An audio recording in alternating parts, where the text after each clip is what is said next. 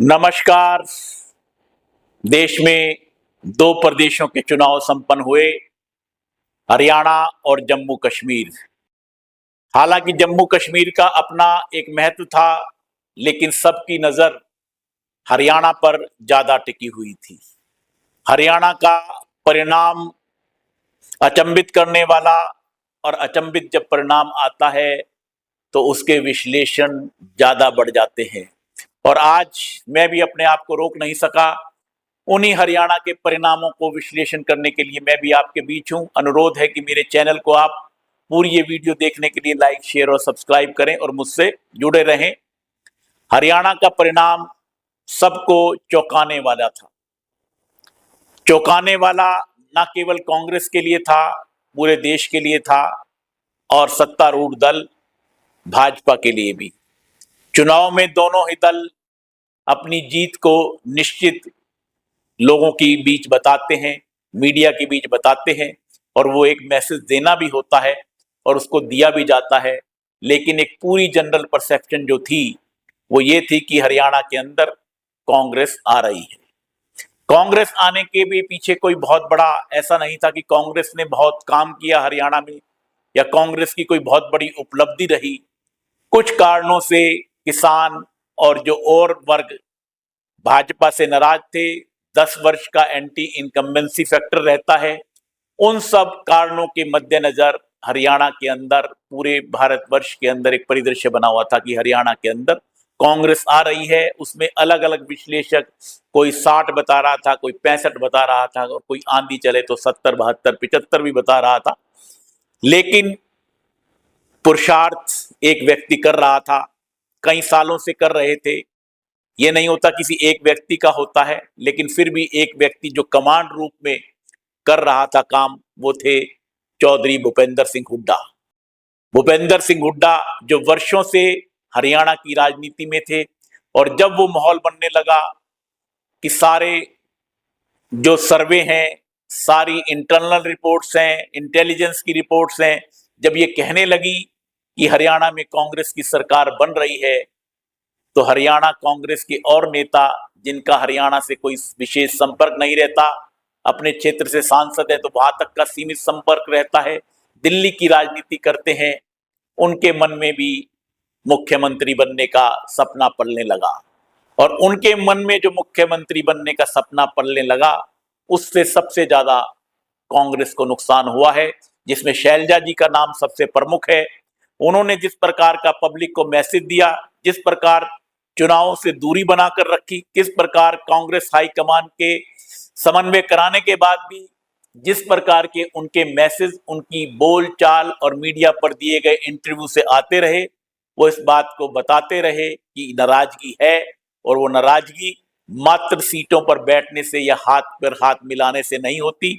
वो नाराजगी दूर हो गई तो वो नजर आनी चाहिए, लेकिन उनके किसी भी वक्तव्य से, किसी भी काम से, किसी भी उनकी अपनी सिस्टम से ये नजर नहीं आया, और वो एक मैसेज देती रही, और उस मैसेज का कांग्रेस को बहुत बड़ा नुकसान हुआ।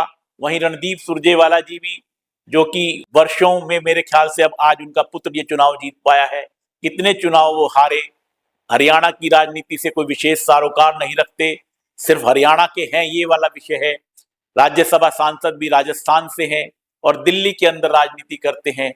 उनका मन भी ये रहा, वो ज्यादा मैसेज तो यूं नहीं दे पाए क्योंकि उनको अपने पुत्र को जिताना था, लेकिन उनके उस तक का भी सारा कार्य नेगेटिव रहा इस प्रारूप में।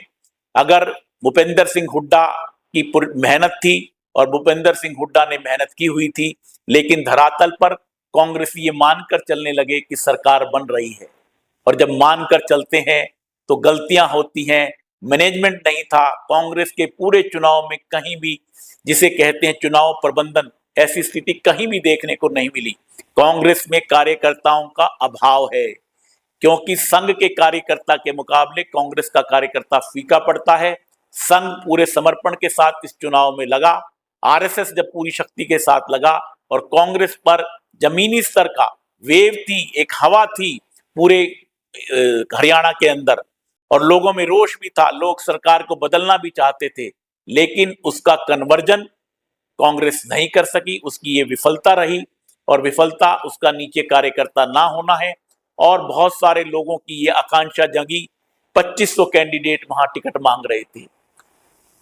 जो भूपेंद्र सिंह हुड्डा जी के पुत्र हैं, रोहतक से सांसद दीपेंद्र हुड्डा, बड़े ही सॉफ्ट स्पोकन है और एसेसिबल हैं, लोगों से ऐसे मिलते हैं, जिससे मिलते हैं तो उनको लगता है कि अपनापन, उस अपनापन, क्योंकि राजनीति में आपकी पकड़ तो हो, आप अपनापन से लोगों के अंदर तो घुसे, लेकिन आपको एक सिस्टम भी बनाना पड़ता है। उस अपनेपन से इतने लोगों की आकांक्षाएं विधायक बनने की जग गई कि एक एक कॉन्स्टिट्यूंसी से 30-30, 35-35, 40-40 लोग हुए।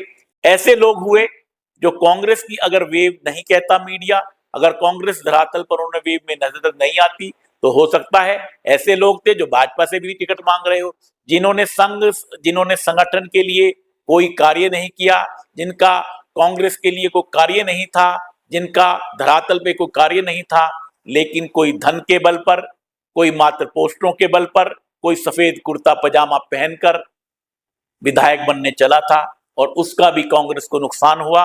वो लोग जहां से भी टिकट इतने इतने मांगते हैं, जब टिकट नहीं मिलती तो उनकी नाराजगी रहती है और हर व्यक्ति जो मांगता है उसके साथ लगे 50-100 लोगों को तो लगता है कि यही विधायक बनेगा, तो वो भी एक नाराजगी इस तरीके से फैली, उसका भी कांग्रेस को नुकसान मिला। तो मुख्य कारण मैं समझता हूं शैलजा और सुरजेवाला का मुख्यमंत्री बनने का सपना, सबसे बड़ा नुकसान शैलजा की वजह से हुआ। कांग्रेस का संगठन कमजोर रहना और कांग्रेस का चुनाव का कोई प्रबंधन ना रहना, कांग्रेस की वेव को देखते हजारों कैंडिडेटों का बनना, ये कुछ मुख्य कारण हरियाणा में कांग्रेस की हार के रहे। इनका विश्लेषण मैं अन्य अगली वीडियो में भी अपना करूंगा, क्योंकि और भी बहुत सारे कारण हैं। कोई जीत का एक कारण नहीं होता और हार के भी या एक या दो कारण नहीं होते। अन्य कारणों पर अगली वीडियो में आपसे फिर बात करेंगे। नमस्कार।